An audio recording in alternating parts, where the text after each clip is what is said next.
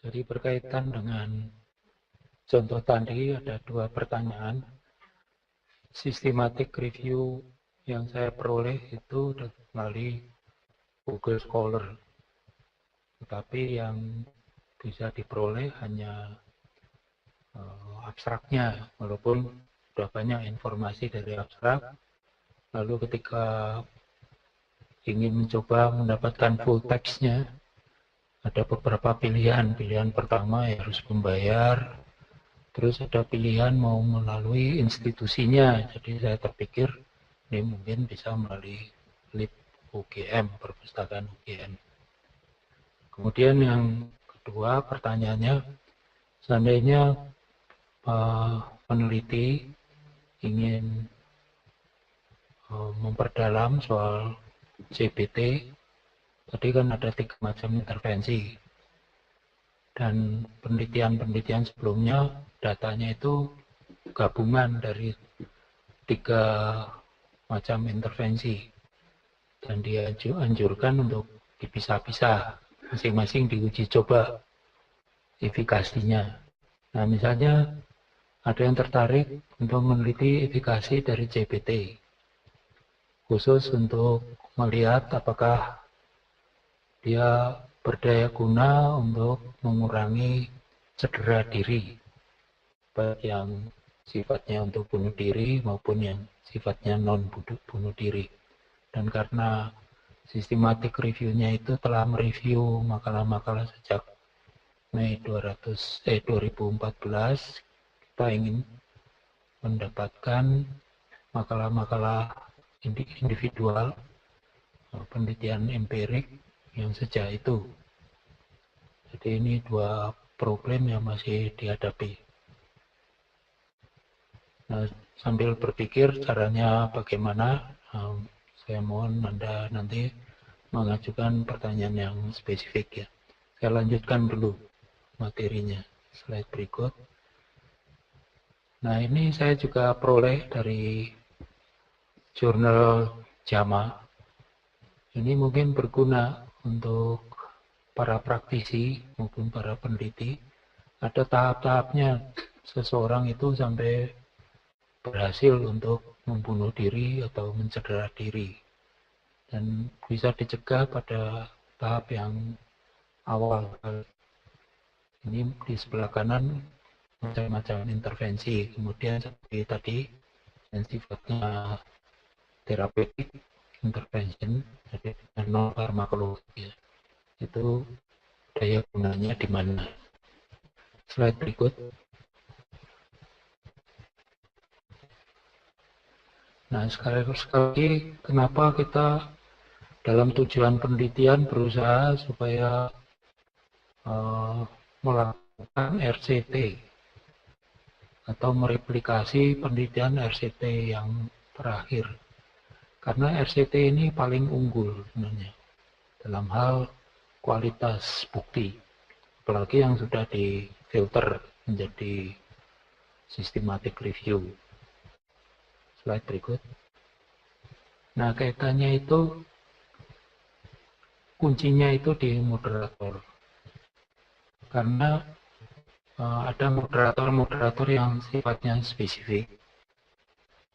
Misalnya jenis kelamin, kelompok etnik, atau latar belakang pendidikan dan sebagainya. Semuanya yang kita tahu mungkin punya pengaruh juga, yang mempengaruhi kekuatan hubungan antara intervensi CBT misalnya dan hasil, yaitu cedera diri. Tapi ada banyak moderator yang sifatnya non-spesifik, yang juga dapat mengconfound atau membuat rancu interpretasinya, penafsirannya, hubungan antara intervensi dan hasil. Nah, moderator yang non-spesifik ini yang kita anggap sebagai moderator confounding. Nah, yang paling bisa mengendalikan moderator confounding ini kalau kita memakai RCT. Slide berikut. Nah, ini juga sudah kita bahas. Moderator ini bisa dikontrol melalui RCT misalnya, atau Kalau tidak RCT yang spesifik ini kita amati. Ini memperbesar validitas dalam, jadi penafsiran yang hubungan antara intervensi dengan hasil, tapi juga lumayan meningkatkan validitas luar, penafsiran untuk subjek-subjek di luar populasi kita, dan bisa juga kita manipulasi. Slide berikut. Nah, pada RCT, kelebihannya validitas dalam maupun validitas luarnya tinggi. Jadi penafsirannya tentang hubungan yang kuat antara intervensi dan hasilnya itu memang spesifik, tidak diganggu oleh moderator-moderator. Dan validitas luarnya karena manipulasinya atau pengaturan-pengaturannya kurang, validitas luarnya juga cukup tinggi. Tetapi misalnya kalau di dalam pelacakan makalah-makalah kita juga kita libatkan penelitian-penelitian yang non-RCT, maka perhatikan bagaimana si peneliti itu meningkatkan validitas dalam. Jadi bisa melalui analisis variat moderator-moderator spesifik yang mungkin ternyata mempengaruhi hubungan itu, kita ikut amati. Tapi kerugiannya jumlah subjek yang diamati atau jumlah unit analisis cukup besar. Atau kita bisa mengontrol, artinya membuat tidak bervariasi. Misalnya melalui kriteria inklusi. Jadi misalnya yang di-include hanya mereka yang remaja, atau yang di-include hanya mereka yang dirawat di rumah sakit. Kemudian bisa di-matching, jadi dibuat setara antara kelompok tadi Cognitive Behavior Therapy CBT dan TAU Treatment as Usual, dibuat setara. Atau bisa stratifikasi, misalnya kelompok pasien yang latar belakang sosial ekonominya rendah sendiri dianalisa, yang tinggi sendiri dianalisa, atau yang punya kelainan psikiatrik sebelumnya itu lain dengan yang non, bisa dianalisa sendiri-sendiri. Atau moderator-moderator spesifik ini bisa dimanipulasi, artinya diintervensi juga. Misalnya seperti di skema tadi, sejak awal semua sudah diberi pendidikan tentang kesehatan jiwa, mengenai pencegahan bunuh diri dan sebagainya. Namun tetap masih kurang unggul dibandingkan RCT, karena RCT ini bisa mengendalikan yang non-spesifik. Coba lihat slide berikutnya. Ini variabel-variabel perancu atau moderator-moderator non-spesifik. Ada yang dikelompokkan menjadi history, semua variabel lingkungan masuk sini, maturasi dan sebagainya. Ini semua bisa dikendalikan kecuali mortalitas, itu harus dengan pengendalian khusus. Mortalitas artinya variabel perancu yang timbul karena ada unit analisis yang gugur, yang drop out. Misalnya orangnya mati, berhasil bunuh diri, baru dia mati seminggu, belum selesai CBT-nya misalnya. Atau yang pindah ke rumah sakit lain atau dokter lain dan sebagainya. Nah, itu mengendalikannya dengan pretest. Slide berikut. Slide berikut. Nah, pretest di sini, jadi R yang sebelumnya itu menandakan ada penempatan secara acak. Slide sebelumnya juga. Jadi dari populasi bisa langsung dibagi menjadi kelompok intervensi dan kelompok kontrol, ditempatkan secara acak ke random placement, atau kalau populasinya cukup besar dipilih sampel secara acak ke random selection namanya. Kemudian dari sampel ditempatkan secara acak ke kelompok intervensi, misalnya kelompok CBT, atau ke kelompok X0 artinya kelompok PAU atau kelompok placebo, random placement, penempatan secara acak. Dengan menempatkan secara acak, diharapkan mereka semua sama-sama yang mengalami variabel-variabel perancu tadi. Dan kalau ada peningkatan atau pengurangan akibat variabel perancu, dua-duanya mengalami. Tinggal sekarang yang mendapat intervensi akan menunjukkan penurunan cedera diri atau bunuh diri yang lebih sedikit. Jadi yang diganggu oleh variabel perancu ini sudah terkendali. Slide berikut. Nah, jadi jangan lakukan kesalahan yang di belakang itu post-test dikurangi dengan pre-test, lalu dibandingkan dengan selisih post-test pre-test dari kelompok pembanding. Biasanya dilakukan begitu, nggak perlu. Yang dilihat langsung perbedaan post-test. Jadi diharapkan rata-rata angka bunuh diri atau rata-rata bunuh diri kelompok X1 lebih kecil dibandingkan rata-rata bunuh diri kelompok pembanding atau kendali. Lebih cocok disebut kelompok kendali karena mengendalikan tadi variabel-variabel perancu. Nah, ada bahayanya kalau kita lakukan pretest. Karena orang yang di pretest sudah disiapkan untuk menerima intervensi.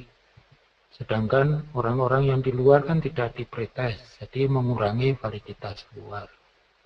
Jadi kalau tidak perlu pretest, ya jangan pretest. Pretest ini ingat khusus kalau kita khawatirkan ada mortalitas.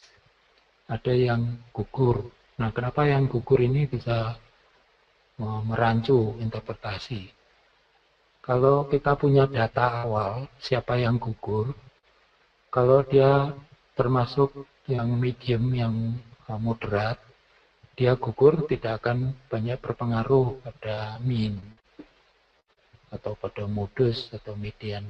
Tetapi kalau yang dropout itu orang ekstrim kanan atau ekstrim kiri, dengan dia pergi, mean modus median itu sudah geser.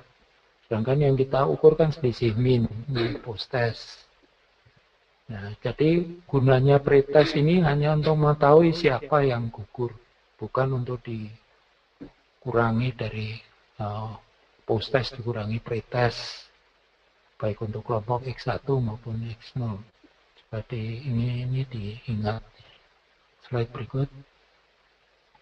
Nah, validitas eksternal, ya, interpretasi untuk populasi di luar penelitian kita bisa menurun karena ada kemungkinan interaksi antara pretest dan intervensi.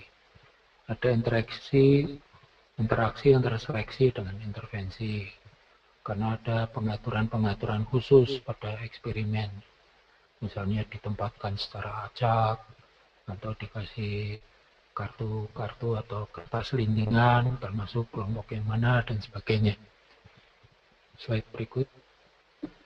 Nah, terus kita mengupdate telah pustaka, jadi melacak dan mengumpulkan makalah penelitian empirik terkini, kata-kata kuncinya apa.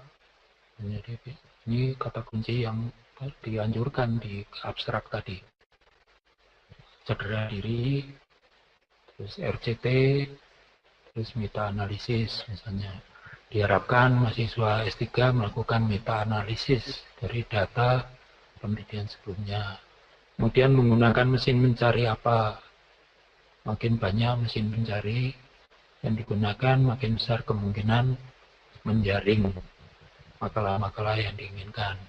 Terus ada kriteria inklusi, misalnya soal bahasa, soal tahun, soal negara berkembang atau negara yang berkembang dan sebagainya. Kemudian disaring melalui critical appraisal, kemudian disintesis untuk yang jelas bab 2 untuk dijadikan kerangka konsep dan hipotesis penelitian. Dan datanya kalau bisa dianalisa gabungan, ada hasil meta-analisis, keuntungannya besar sampelnya menjadi lebih besar. Kemudian untuk bab 1, masalah dan tujuan penelitiannya baru. Masalah penelitiannya mungkin statementnya sama.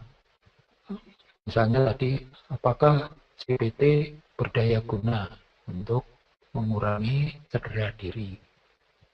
Atau apa hubungan yang erat antara CBT dan cedera diri? Ini masalahnya atau pertanyaan penelitiannya sama. Masalah praktis juga menanyakan itu, para praktisi menanyakan itu. Sebenarnya CBT ini berguna nggak tuh untuk mencegah bunuh diri pada remaja?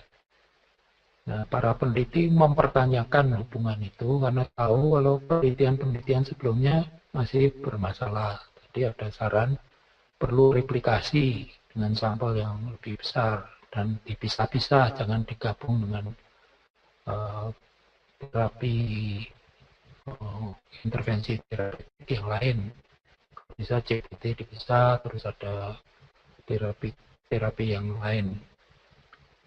Jadi rancangan penelitiannya juga berubah atau tujuan penelitiannya yang sekarang yang diperbarui. Satu, misalnya kita menulis, kita akan mereplikasi penelitian empirik yang terakhir, sebutkan nanti di keaslian penelitian empirik yang mana, kemudian apa yang Anda perbaiki, mungkin dalam kerangka konsep, atau dalam rancangan penelitian, atau pelaksanaan penelitian.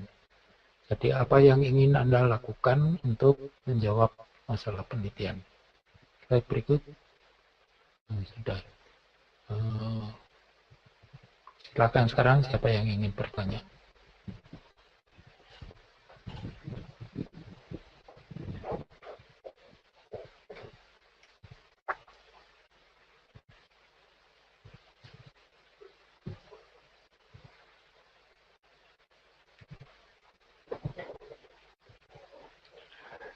Oke, baik. Terima kasih kepada Dr. Rosli. Oh ya, ini ada pertanyaan dari Ibu Asri Hidayat. Ya, selamat siang Ibu Asri.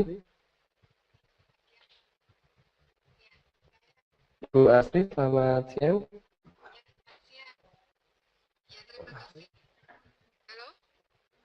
Ya, halo. Ibu. Ya, Ibu, silahkan mikrofonnya didekatkan, Ibu.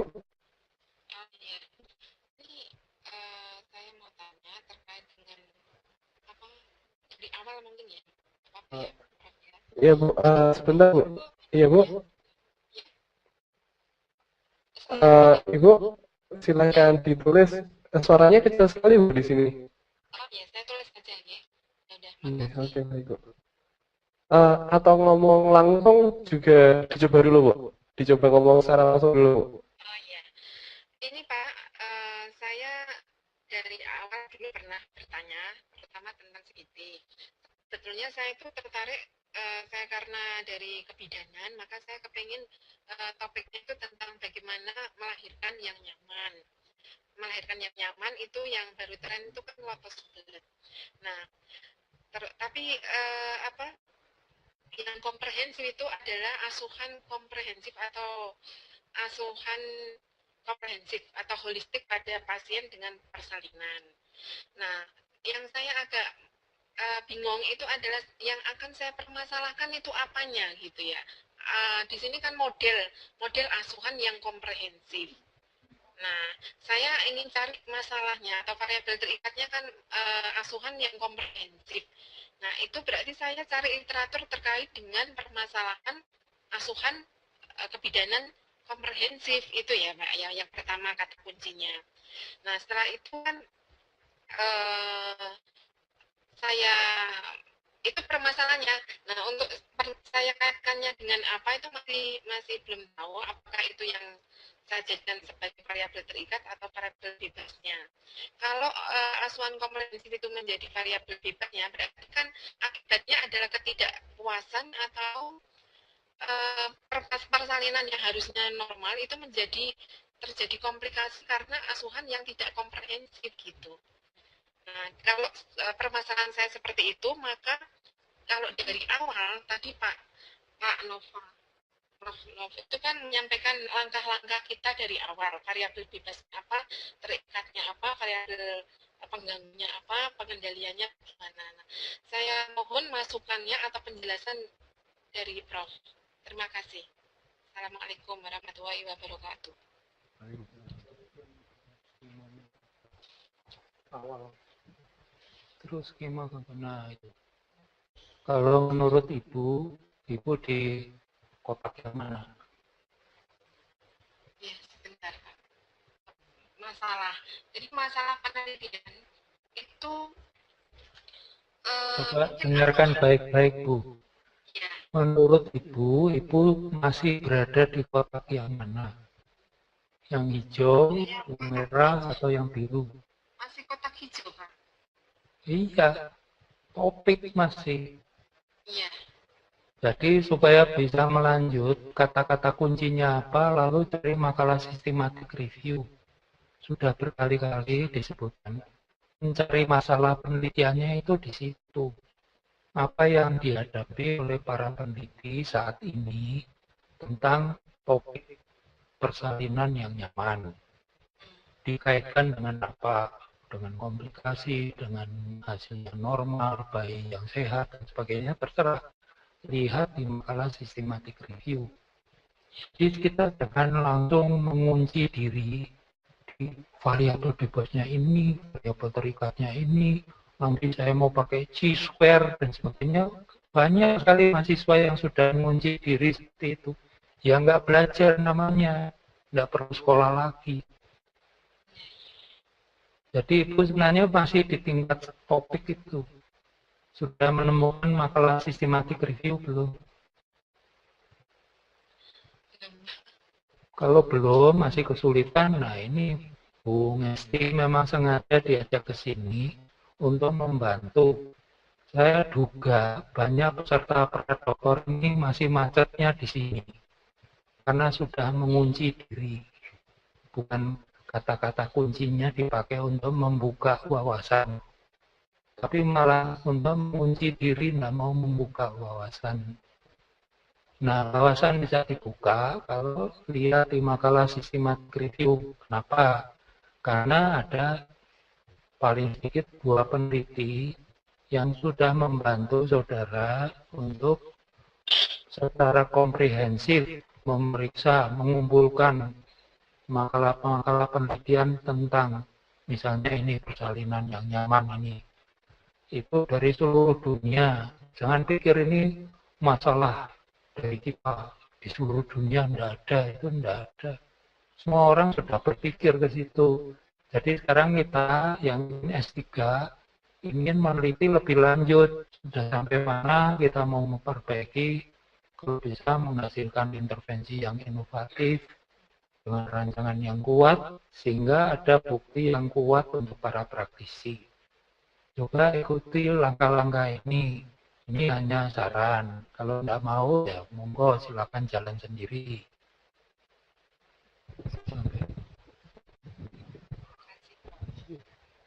Oke, baik. Ibu Azri. Ya, baik kok. Oke, baik, Mbak Rosni. Ya, kemudian silakan kepada Bapak dan Ibu peserta telekonferensi yang lain apabila ada yang mau ditanya. Oke. Sebentar. Ya, Ibu Asri Hidayat. Ya, Ibu Asri, tadi Pak Rosi menanyakan apakah perlu dibantu untuk mencari systematic review. Iya, bisa. Bu Esti nanti saya kontak Bu Esti. Iya, nanti mengontak ke Bu Ngesti. Iya. Oh iya, Ibu Asri nanti silahkan untuk masalah apa kata-kata kuncinya dikirim ke emailnya Bu Ngesti Gandini. Tadi nanti akan segera saya share malam ini untuk materi dan rekamannya. Oke, terima kasih. Ibu, ya, oke lah kemudian silakan kepada peserta yang lain, silakan. apabila ada yang akan ditanyakan kepada Dr. Rosi maupun Ibu Ngesti.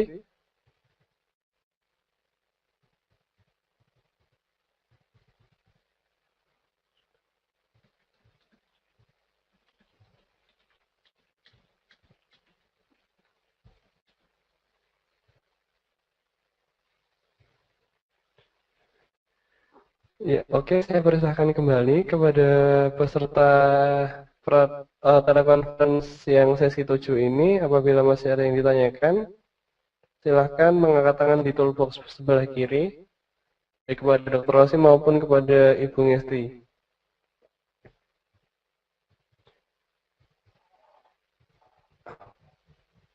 Oh, ini ada masalah koneksi di sana.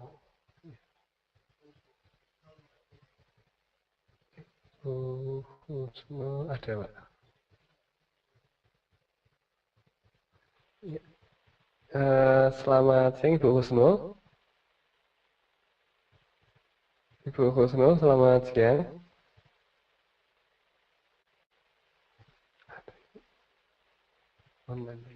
Ibu Husno, selamat siang, Ibu.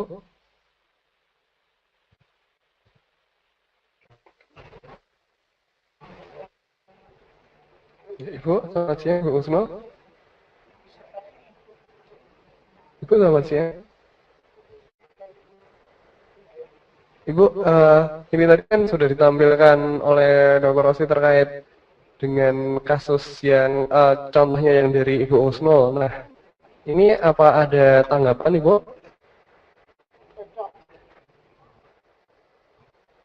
Ibu Husno?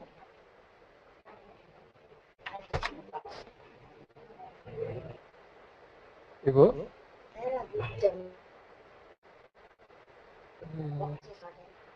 Oke, baik. Kepada peserta yang lain, silahkan kembali. Apabila ada yang ingin ditanyakan baik kepada Dr. Rosi maupun Ibu Ngesti, silahkan mengangkat tangan di toolbox sebelah kiri. Ibu Husno,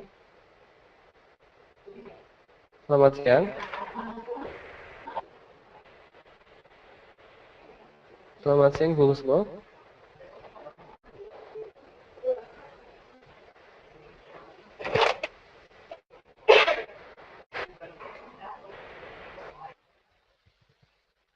Ya,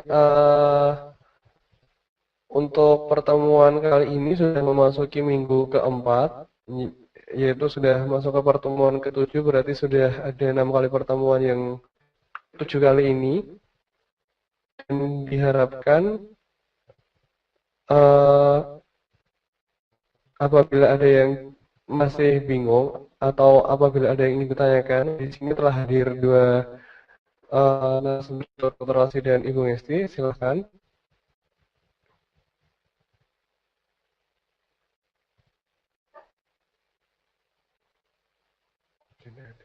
Atau mungkin ada tambahan, Ibu? Apa masih ada tambahan?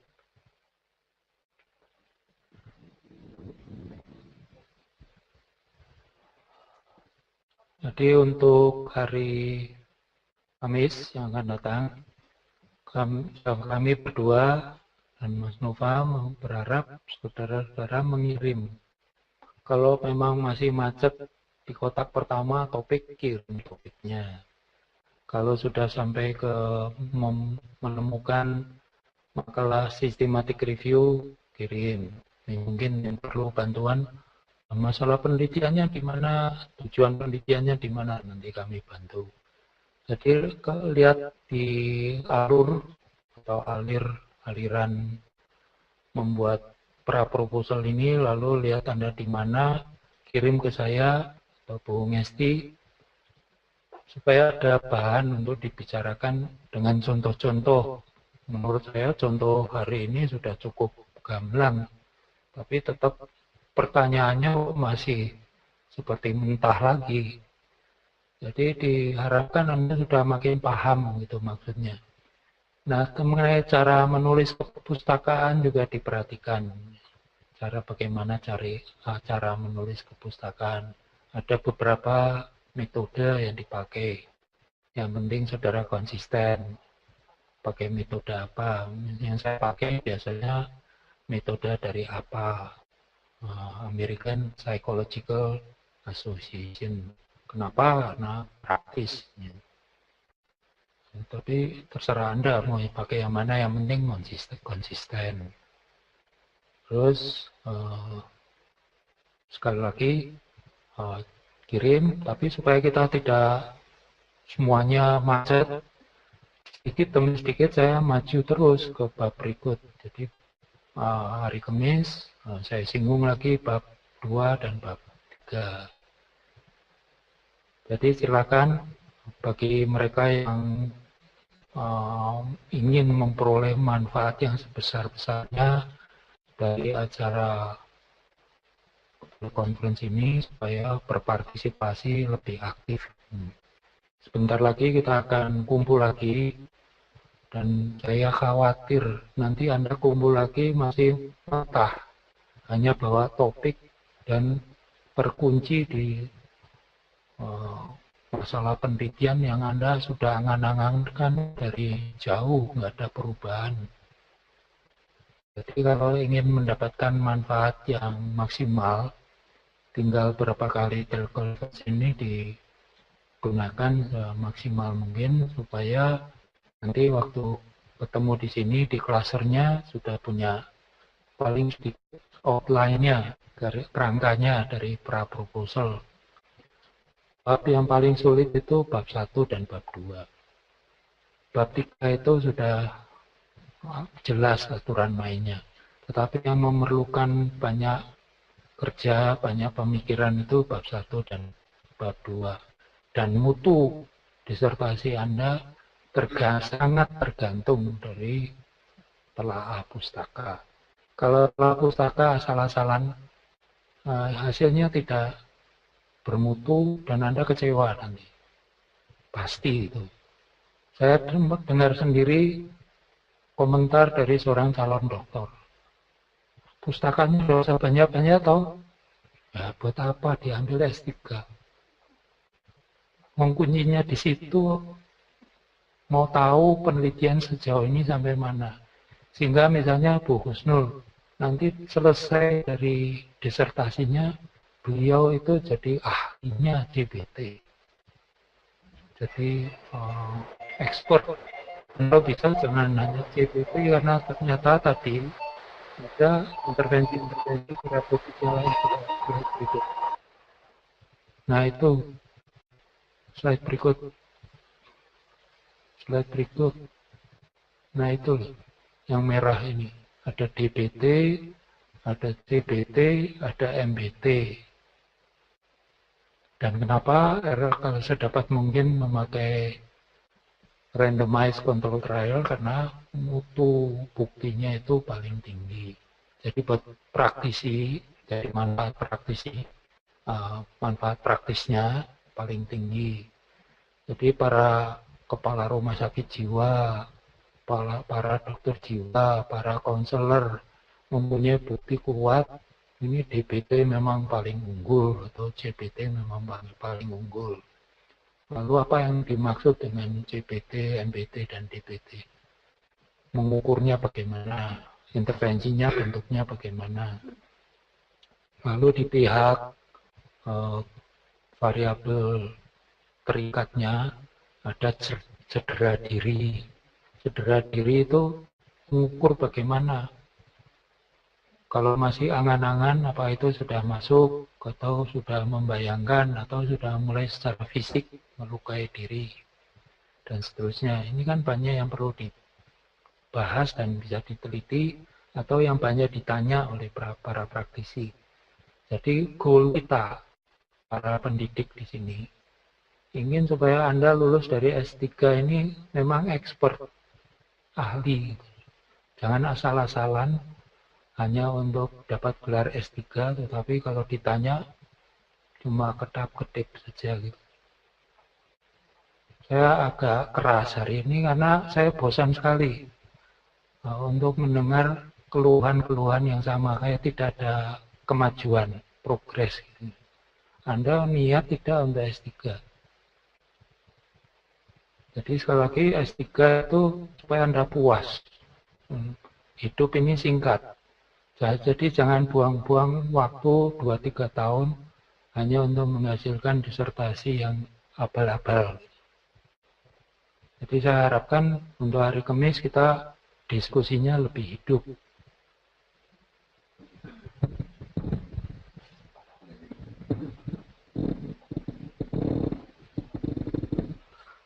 Oke, baik. Saya persilakan kembali apabila masih ada pertanyaan terkait dengan materi. Ada Dr. Aldi dan Ibu Ngesti di sini. Silahkan mengangkat tangan kepada Bapak dan Ibu. Apabila ada yang ingin ditanyakan, di dalam box sebelah kiri ada gambar tangan, nanti silahkan dipilih. Sudah tidak ada. Dari Ibu Ngesti juga sudah tidak ada tambahan. Oke, baik. Terima kasih. Akan saya cukup disudahi sampai di sini apabila sudah tidak ada pertanyaan kembali. Nanti untuk sesi ke-8 dengan Dr. Rosi akan dilaksanakan pada hari Kamis. Jamnya sama jam 11 sampai jam 13. Dan dimohon kepada Bapak dan Ibu peserta program Pradoktor tahun 2015 apabila masih ada yang ingin ditanyakan atau masih ada yang dibingungkan, nanti silahkan bisa meng-email ke Bu Ngesti atau ke Dr. Rosi. Oke, baik. Terima kasih kepada Dr. Rosi dan Ibu Ngesti. Selamat siang. Wassalamualaikum warahmatullahi wabarakatuh.